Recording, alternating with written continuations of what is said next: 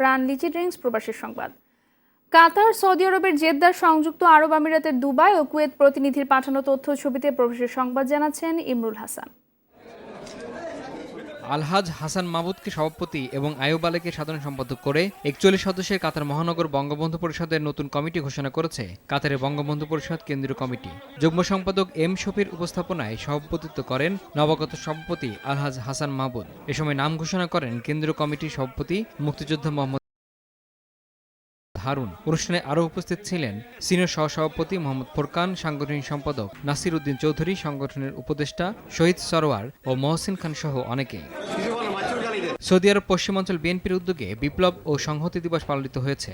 এনামুল হক বাবুর সঞ্চালনায় এতে সভাপতিত্ব করেন শহীদুল ইসলাম নান্নু। প্রধান অতিথি ছিলেন শামীম আলম তুহিন। বিশেষ অতিথি ছিলেন এ কে আজাদ, বাহাউদ্দিন, আমিনুল ইসলাম, মোস্তফা কামাল। অনুষ্ঠানে আরও উপস্থিত ছিলেন ইসলাম লিটন, আলাউদ্দিন ইলিয়াস, আবদুল্লাহ দুলাল সহ অনেকেই।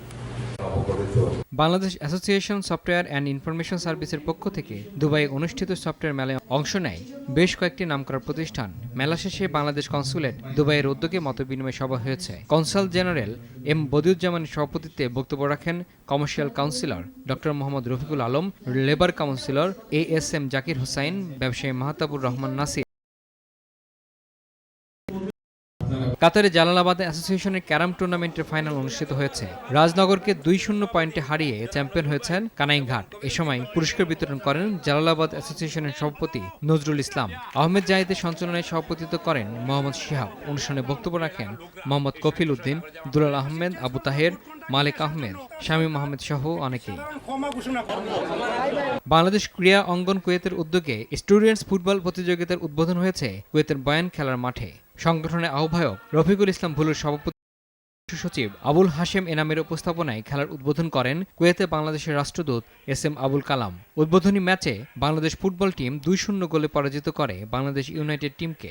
এ সময় আরও উপস্থিত ছিলেন প্রতিরক্ষা উপদেষ্টা ব্রিগেডিয়ার জেনারেল নাসিমুল গনি, শ্রম কাউন্সিলর আব্দুল লতিফ খান, মুক্তিযোদ্ধা Muaz Uddin Ahmed, morning glory Bangladesh international স্কুলের প্রতিষ্ঠাতা চেয়ারম্যান শহীদ ইসলাম পাপুল, সোনালী ব্যাংক প্রতিনিধি সাফায়েত হোসেন পাটোয়ারি সহ